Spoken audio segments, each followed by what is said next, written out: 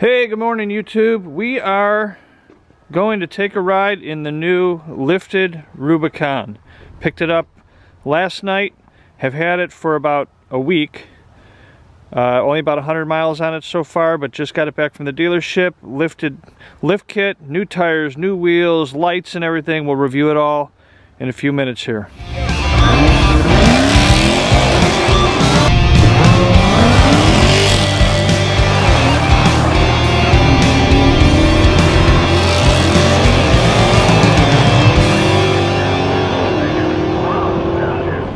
So we're going to get out and do a review here in a few minutes. We're on our way. We're going to go get some breakfast, and we'll do a walk around with the car. Again, just picked up a Jeep Rubicon 2018 last week. Was looking at Saharas, was looking at the Sahara Moab edition. Ended up deciding to go with the Rubicon for a variety of different reasons. Partially just because of the off-road capabilities, as well as the gearing. The gearing is a little bit different in the Rubicons, which allows it to more easily turn the wheels, which is great.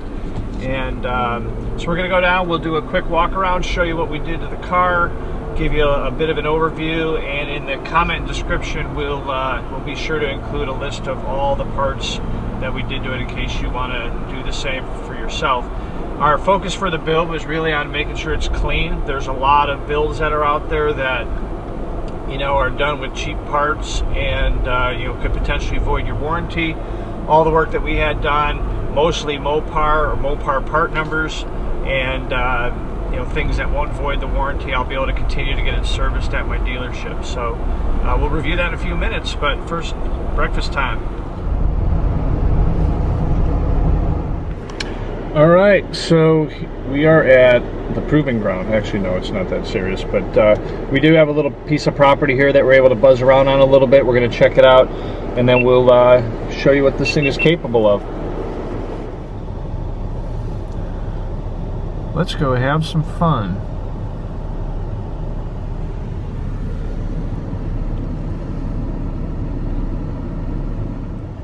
Four-wheel drive is on.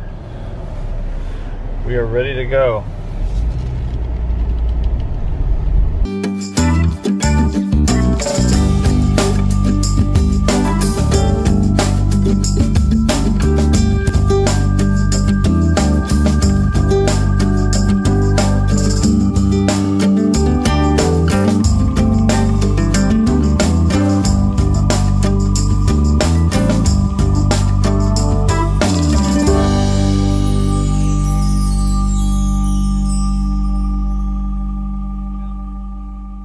Let's do a quick walk around. Let's take a look outside and check this thing out.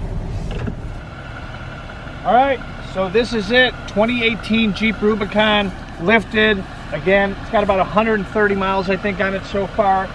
Let's do a quick walk around. We'll show you what we did to it. So starting with the front here, this is the upgraded steel bumper that you can get. Otherwise, it comes with a plastic bumper. It is an option to get the steel bumper. You'll notice it's got these bolts on it on the end, so you can actually remove this entire piece, and then it's more of a stubby bumper to give you more clearance. You can kind of see here, though, even with these 37s on it, we have plenty of clearance. If we wanted to, again, we could remove this, which would give it more clearance. We'll have to see how it operates when we're off-road and see with the bounce, if it's any risk, but it doesn't look like it'll interfere at all.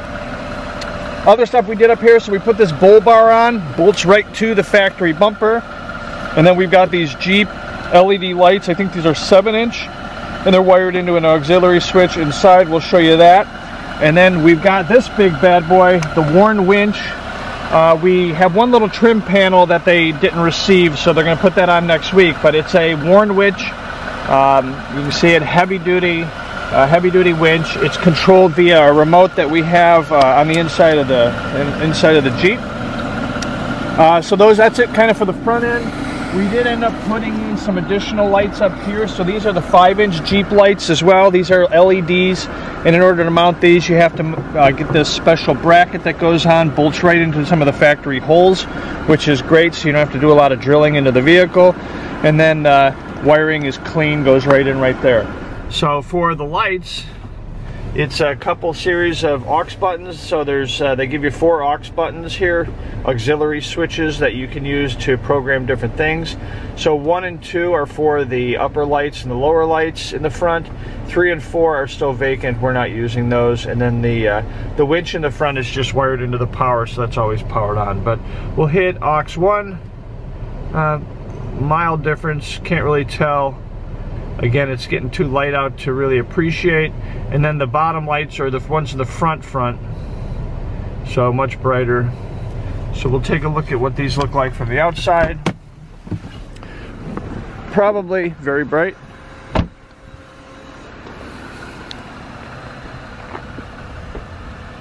Again, tough to appreciate because it's getting a little light out, but that's what it looks like, and that's probably all I will need.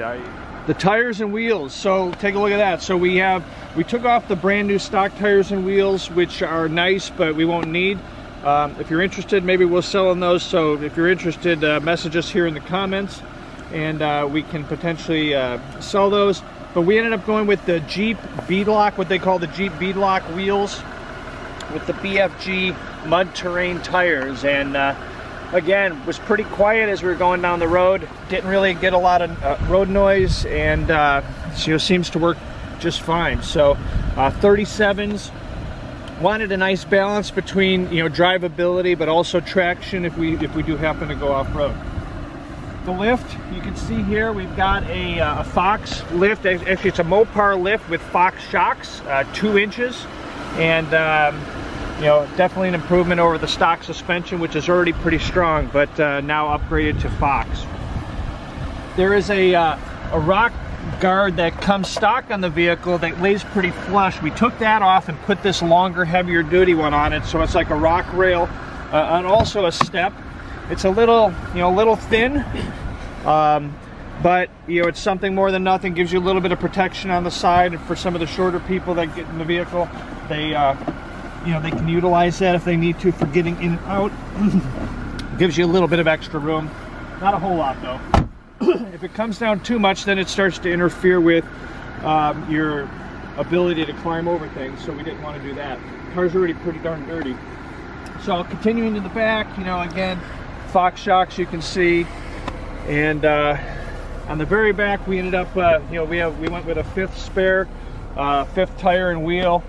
They had to replace this bracket because the stock wheel is much smaller, obviously, and normally the rear required tail light, brake light, is up here, and so in order to put this bigger tire on it, they have to modify the bracket. They modify the bracket and put this heavier duty bracket on it so it can hold this tire, and they reinforce all of this in here, and then again put on this this one. And then you've got your rear backup camera still underneath there, so that all still works and functions perfectly. Again, a little bit dirty. And then we haven't put these in yet, but these are the all-weather mats. They are Jeep as well.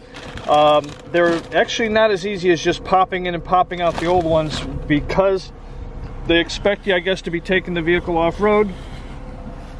And so the Jeep mats actually have a little drain plug hole that you have to cut out a piece of the carpet when you put the new mats in. And so that's something we'll have to do here in the next couple days. But if you kind of take a look at it, though, again, very clean build. We didn't want it to look like a bug on stilts, which is what some of those Jeeps will look like if they're the tires are too oversized. Wanted something that looked nice, tough, capable, but drivable. Something you could take to dinner, but also take off-road if you wanted to. And I think we accomplished that. So very clean build, very happy with it, and I'm sure we're going to have lots of fun with this. All right, gang, that is it. Thanks for watching. If you're new to the channel, please consider hitting the subscribe button and the bell for future notifications on other videos down the road. And thanks for watching. If you're an existing subscriber, thanks for coming back to the channel. We really appreciate it. And give us a like, give us a thumbs up, and comment below. Let us know where you're from. If you're a Jeep owner, we'll see you out on the road. Talk to you soon. Have a great one.